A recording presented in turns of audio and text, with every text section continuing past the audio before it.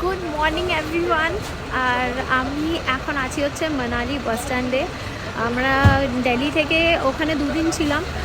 আমার যে কটা কাজ ছিল সব হয়ে গেছে। অ্যান্ড তারপরে আমরা গতকাল রাতে বাস নিয়েছিলাম রিও বলে।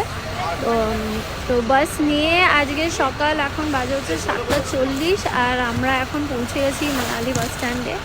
আর এখানে প্রচণ্ড এই যে তোমার তো মনে হয় ঠান্ডা লাগে না নাকি? তারা ঠান্ডা তো লাগছে। ওর কাছে পিকটা দেখিয়েছো?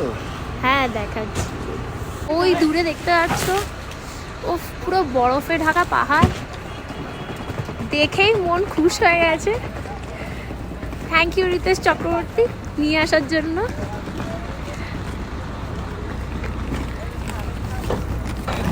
আর এই প্ল্যানটা অ্যাকচুয়ালি খুবই সাডেন ছিল, বিকজ আমার অন্য কাজে আসার কথা ছিল।